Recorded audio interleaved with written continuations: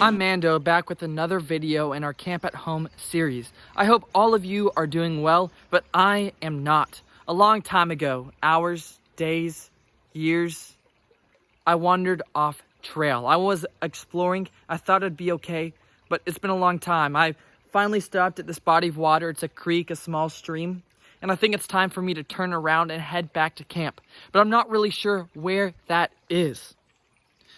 How would you guys get back to civilization if you were lost? Maybe you've been lost in a grocery store or a desert. I don't know.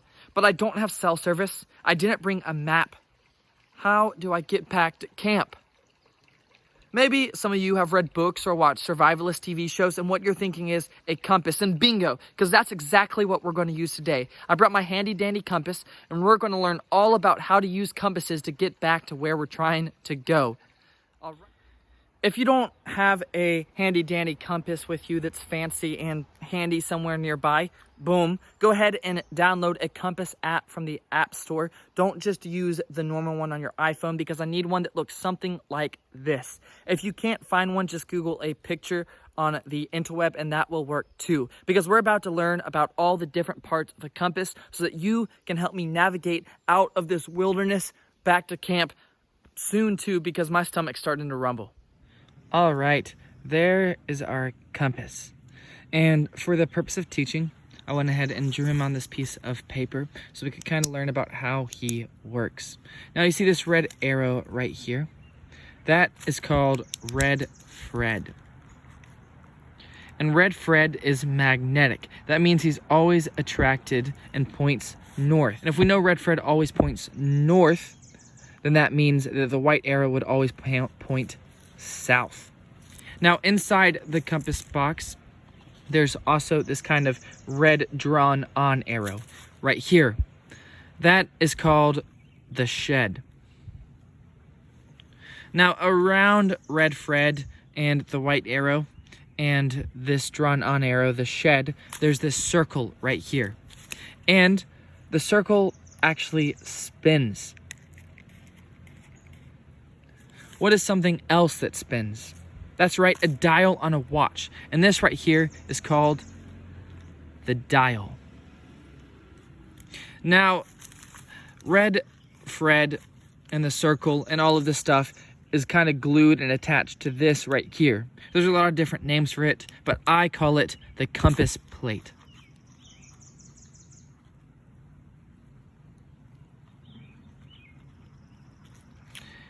And on your compass, on the compass plate, you'll see an arrow that goes out this way, and it probably says read bearing here.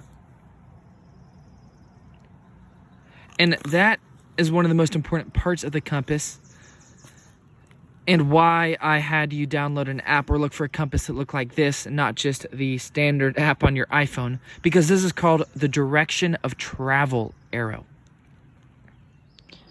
Now that we understand all the different parts of the compass, we're going to figure out how to use it to navigate out of the wilderness in a direction that we would like to travel. On the dial, we have several different letters and a bunch of different numbers. We have N, W, S, and E. That stands for north, west, south, and east. And all of these numbers stand for the 360 degrees in a circle. Because if you take a full spin, there are 360 different angles or directions or degrees that you could go. So navigators could either tell you a letter, let's say north, or they could give you a number like, let's say, 120. What you would do is that you're going to start spinning the dial until that number, we said 120, is over the direction of travel arrow. All right, he's right over the direction of travel arrow. And now we're going to start twisting the compass until Red Fred, right here, this guy, is over his shed right there. Twist, twist, twist. All right, Red Fred is now in his shed, which means this direction of travel arrow is now pointed at exactly 120 degrees. All we have to do is start walking this direction, making sure that our compass stays flat and that Red Fred always stays in his shed. We have my compass. You guys all know how to use them. I'm in this wilderness now, but I think that you guys are ready to help me get out of here and get back to camp in time for lunch. The one thing I know for certain is that as I was hiking away, the rising sun was directly behind me. And I'm smart, I'm outdoors, you have a big beard. You know what I know, and that is that the sun always rises in the east. And in this hemisphere, at this time of the year, it also sets a little bit to the south. So mostly east, but a little bit south. So let's take a look at our compasses and try to figure out what direction I should go to try and get back to camp. So we know that I headed away from camp with the rising sun at my back. And we know that the sun rises in the southeast. Mostly east, but a little bit south at this time of year. And if we take a look at our compass, we see south there, we find east right here. And so a little bit east, or mostly east, and a little bit south will be right around here, and we'll call that 110. It's not an exact science, but roughly 110 southeast. But of course, I went the opposite direction. And so that's not 110 degrees.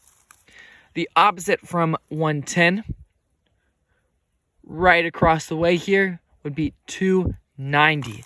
Northwest 290 is the direction that I've gone away from camp. And so if I kept going at 290 northwest, that's not going to take me back to camp. I found a direction, but now I need to go the other way, to do an about face and head back towards the rising sun, even though it's noon now. Thankfully, we've already figured out that angle. I need to head back southeast 110 degrees. All right, I'm going to go do that. We'll see if I get back to camp. I'll see you on the other side. I've been hiking a long time now. 30 minutes, an hour. The days have started to blur together. I've been following this compass 110 degrees for a long time. But I think that we've done it. Right in front of me, over this hill, is a building. We've made it back to camp. We have now emerged completely from the wilderness and are back at camp proper here at Alliance Redwoods. Thank you for joining me on this journey. If it wasn't for your help, I don't think I would have ever made it back alive. I'm glad you guys all learned something today about how to use compasses. However, make sure you tune into my next video where I explain how to pair compass skills with map skills. Very important stuff when you're going on longer journeys into the wilderness. I am headed to the dining hall because I'm famished and they still have some food left. But once again, thank you for joining me. And as always, this is the way.